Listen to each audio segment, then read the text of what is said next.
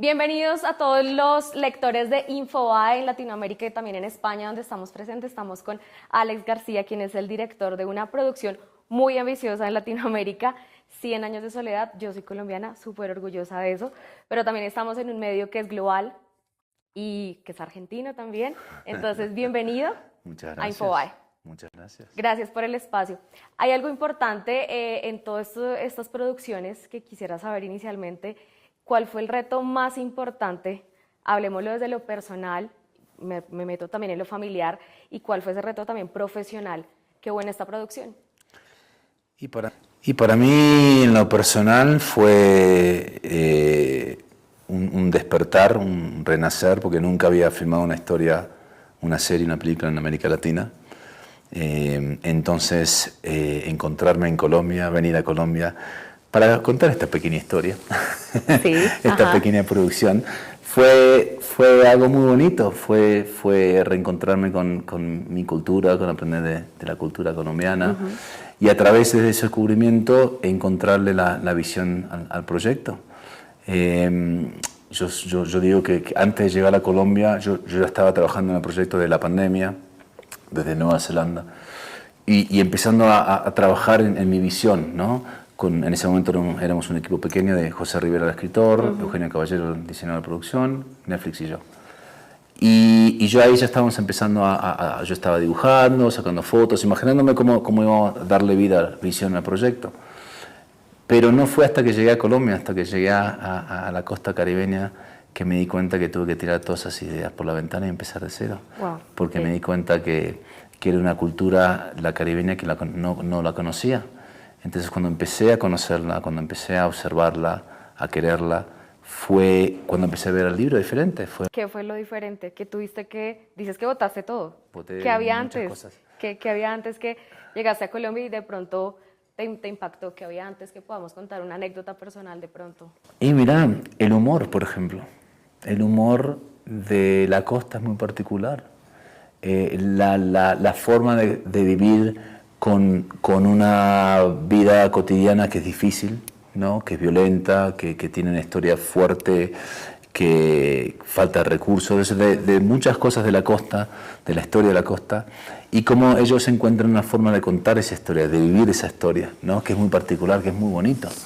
Entonces, para mí, el humor era, y la alegría contagiosa que tiene el costeño, ¿no? La música, ¿no? El vallenato, la comida, la fruta, o sea, fue muy sensorial. El despertar mío fue muy sensorial. La energía que hay, el caos, ¿no? ¿Cómo es la frase de acá que dicen que nada funciona en la costa y todo funciona? Sí, es verdad. Entonces, Real. eso, ¿no? Ese, que en su forma es casi como el realismo mágico en sí.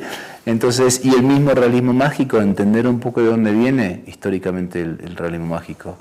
Y para mí era esa combinación de tantas culturas tan ricas, ¿no? De las indígenas, con sus creencias. Hay bastantes, ¿no? Que hay un Cultura montón. en el Caribe. En el Caribe hay muchísima cultura indígena, algunas tribus más grandes que otras, obviamente, pero los wayús, que obviamente en esta historia son muy importantes, porque Gabo, cuando se crió, tuvo 3 ayudantes wayús en la casa. Entonces, las creencias de la muerte, de los espíritus, de lo sobrenatural, de los indígenas, de la influencia africana, que trae sus creencias en la muerte, en la brujería, Sí. Y después la influencia cristiana, que también tiene sus elementos. Jesús muere y a los 3 días resucita, como hizo Melquiades.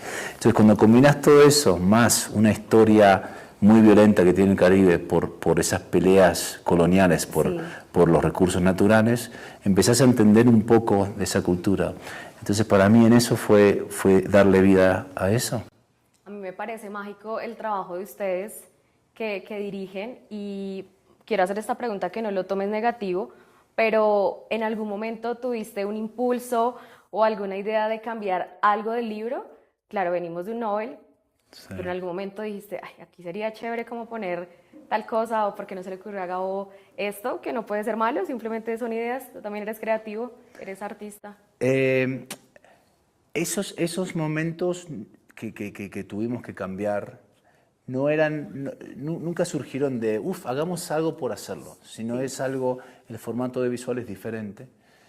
Y como sabemos en el libro, Hay veces que él es muy detallado con algunos personajes o con algunos momentos particulares, hasta el último detalle. Y hay otros que te dan muy poquito, que te dice por ejemplo, de la relación entre Aureliano y su hermano José Arcadio, habla muy poco de la infancia de ellos. Pero sabemos que el impacto que cuando José Arcadio se va con los gitanos, cómo lo deja dolorido a Aureliano a tal punto que se mete en el taller por 8 años y no sale y se hunde en los pescaditos. Y eso altera su personalidad, se hace un hombre tímido, un hombre solitario, ¿no? Entonces, para entender ese impacto cuando se va su hermano con los gitanos, hay que construir un poquito su relación.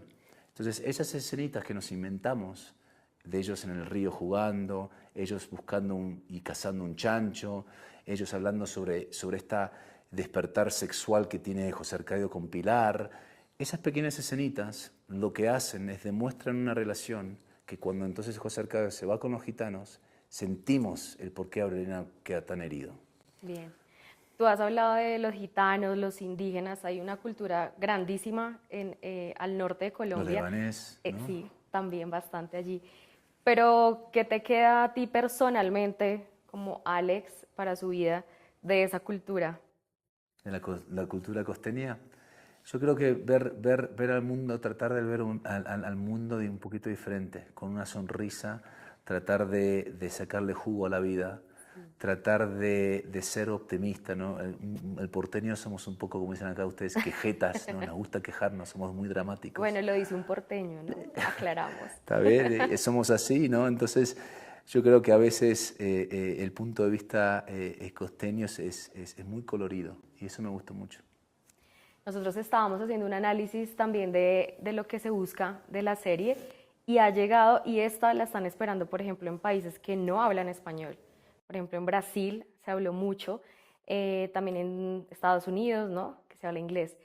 ¿Hubo también algún tipo de investigación en zonas que no hablen español? Pues claro, esto es global el libro, pero ¿cómo fue esa investigación también? No fue una investigación porque lo que yo sí hice cuando dije que sí el proyecto en la época de la pandemia y me puse a leer el libro nuevo porque hacía muchos años que no lo había leído, lo leí en español, pero después... ¿Lo habías leído? Sí, lo ¿A había qué edad leído, lo claro. leíste? La primera vez cuando tenía como 13 o 14 y no lo terminé. Pero muy bien, aquí eso es, en Colombia eso es mandatorio. Sí, también en Argentina en esa época y a mí lo que me pasó es no lo terminé, como Bien. lo sentí muy complejo, no tenía la paciencia. Lo leo después a los 25 o los 26 años cuando estoy pasando por una etapa donde estoy descubriendo la literatura latinoamericana, los clásicos, el boom, y ahí fue cuando me impactó mucho por primera vez. Pero cuando empiezo el proyecto tenía curiosidad de si tal el tema de adaptación es tan importante y tan difícil, también tenía curiosidad de cómo se traduce un libro que se siente tan español, en una lengua muy rica, muy divertida. Y entonces lo leí en inglés para saber cómo. Y Gabo siempre dijo que su traducción favorita era la inglesa. Y yo la leí en inglés y me impresionó. ¿Te Me gustó? impresionó porque dije, wow, ok. Se traduce, o sea, lo siento el ritmo, la prosa, la energía de Gabo en otro idioma. Entonces, eso me gustó mucho porque también me tranquilizó. Y como obviamente sabemos, es un libro que se traduce en más de 50 lenguas, ¿no? Pero eso, pensando en una audiencia global, nunca lo hice, nunca fue el objetivo. El objetivo siempre fue hacer algo muy auténticamente caribeño, colombiano, porque la historia en sí tiene las temáticas y los arcos narrativos que son universales. Entonces, y la fama del libro ya es universal. Entonces, para mí lo universal nace de la historia en sí, no de la ejecución. Claro, y creo que eso habla mucho más justamente cuando dice lo leí en otro idioma y sentí a Gabo también. Claro. Habla mucho de nuestro Nobel. Bueno, quiero saber también de tu cultura, ¿qué aportaste en este proyecto? Más allá del mate. Sí, me imagino un montón. Y los colombianos de pronto en producción o de otros países que tomaron mate también. ¿Qué más hubo ahí? Y mira, yo vine como un extranjero a otra tierra a descubrir, a aprender, ¿no? y entonces la relación que tuve con el equipo fue muy bonita porque ellos me guiaron mucho, me apoyaron mucho, me enseñaron mucho, día a día, ¿no? Entonces, creo que, y yo creo que a veces Gabo, como sabemos, escribió este libro en México, afuera de su país. Sí. Creo que a veces, teniendo esa perspectiva lejana, ¿no? Ayuda a poder ver a tu propia cultura, a tu propio país y criticarlo de un punto de vista un poquito más lejos. Entonces, para mí, como argentino, yo no sé si traje algo a la serie. Yo traje tal vez mi experiencia como director, mi experiencia de mi talento, digamos, o mi empatía que le tengo a las historias. Yo amo las historias, amo los personajes, aunque sean buenos o villanos, porque hay que tener la simpatía a todos, hay que tratar de entender el porqué, aunque no te guste el personaje. Entonces, yo creo que traje la forma de contar historias que a mí me gusta, humildemente, y tratar de hacer el mejor proyecto posible. Está bien, humildemente, por algo estás ahí. Y quiero hilar, y ya para cerrar con esta pregunta que me parece interesante, si quieres uno o dos personajes, pero personalmente, no estamos hablando del director, estamos hablando de Alex, normalito, aparte, va caminando. ¿Cuáles son tus dos personajes favoritos de la serie que te encantaron como espectador y los que dices, no, estos dos los odio, no me gustaron? No como director. No como director. No. A mí cuando yo leí el libro, tal vez es muy obvio, pero el Coronel Buendía siempre le tuve mucho cariño porque, porque creo que tiene una trayectoria, ¿no? Lo vemos nacer, es el primer niño que nace en Macondo. Y tiene una soledad, una inteligencia, una timidez, y le pasan tantas tragedias, ¿no? Se le va el hermano, luego se enamora con Remedios, se muere ella, luego encuentra, después de esos dos vacíos, encuentra un propósito con la política, luchar por el pueblo, se pierde de una forma muy oscura. O sea, yo creo que ahí Gabo muy fácilmente podría haber hecho un héroe de nuestro coronel que salvaba a Macondo y punto, final.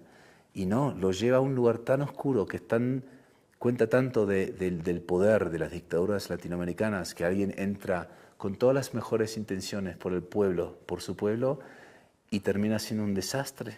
Y creo que tenemos muchos países últimamente que han vivido esto. Entonces, llevar a un personaje que vos al principio del libro lo querés mucho y llevar a un lugar tan oscuro que mata a tanta gente inocente, es muy fuerte. Y después que se pierde, que se trata de suicidar, y luego que regresa y trata de encontrar la paz. Entonces, creo que como trayectoria, el coronel tiene un arco que es increíble. Amaranta también. Yo creo que Amaranta es una mujer que no es amada como niña. Su madre, apenas ella es bebés, su madre la deja, pues en busca del hermano mayor. Y ella se cría con los guayús, ¿no? Ella se cría hablando guayunaiki. Úrsula siempre la reta, hablen en castellano, ¿cuántas veces le tengo que decir? Yo creo que hay algo de Gabo también, como sabemos, Gabo fue criado por sus abuelos, ¿no? Y Amaranta tiene una soledad en su infancia que la hace muy fría, y cuando entonces ve en su adolescencia este propósito, este amor, que es Pietro, pero en verdad es Pietro o es de que su hermana no se enamore, que no ver feliz a la hermana, ¿no? Que es brutal. O sea, no es tanto de que ella está enamorada para mí con Pietro, sino que no quiere ver feliz a su hermana. Que eso es algo muy, muy fuerte, ¿no? De ese personaje. Una vez Gabo dijo, cuando le hicieron una pregunta, ¿por qué este libro es tan trágico? ¿Por qué le pasan cosas tan trágicas y fuertes a todos los personajes? Y él dijo, porque nadie sabe amar. Y yo creo que hay una falta, es increíble, pero Úrsula nunca le dice los amo a sus hijos. Nunca. ¿No? Entonces es impresionante. Yo creo que hay una falta ahí de amor. Y bueno, después, como sabemos, él va y escribe una de las mejores novelas de amor, con Amores en el tipo de cólera. Entonces, pero esto es que es lo opuesto a 100 años de soledad.